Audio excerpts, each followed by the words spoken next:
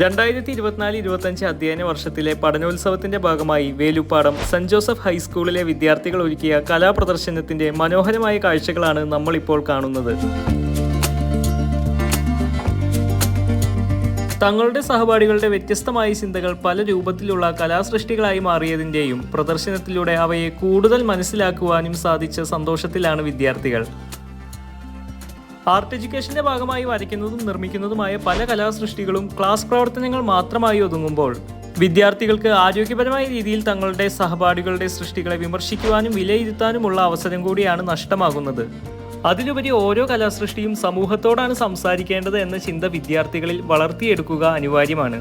ഈ ചിന്തകളിൽ നിന്നാണ് ഈ വർഷത്തെ പഠനോത്സവത്തിന്റെ ഭാഗമായി ഇത്തരം ഒരു തുറന്ന കലാപ്രദർശനം എന്ന ആശയത്തിലേക്ക് സ്കൂളിലെ കലാ അധ്യാപകനും വിദ്യാർത്ഥികളും എത്തിച്ചേർന്നത്.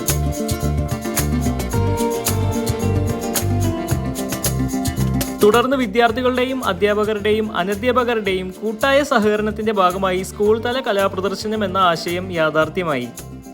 പ്ലാസ്റ്റർ ഓഫ് പാരീസ് ശില്പങ്ങൾ, സ്കെച്ച് ബുക്കുകൾ, മാഗസീനുകൾ, ത്രെഡ് പാറ്റേൺ, ജോമെട്രിക്കൽ പാറ്റേൺ എന്നു തുടങ്ങി വിദ്യാർത്ഥികൾ നിർമ്മിച്ച വിവിധങ്ങളായ കലാസൃഷ്ടികൾ പ്രദർശനത്തിൽ ഇടം പിടിച്ചു.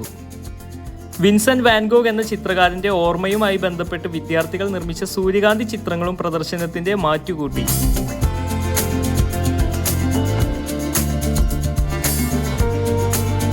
നിറം മാറിയ സ്വപ്നലോകം, ജാലക കാഴ്ചകൾ, വാർലി ചിത്രങ്ങൾ എന്നു തുടങ്ങി ആർട്ട് എഡ്യൂക്കേഷന്റെ ഭാഗമായി 8-9 ക്ലാസ്സുകളിലെ വിദ്യാർത്ഥികൾ വരച്ച ചിത്രങ്ങളും പ്രദർശനത്തിൽ ശ്രദ്ധ പിടിച്ചുപറ്റി.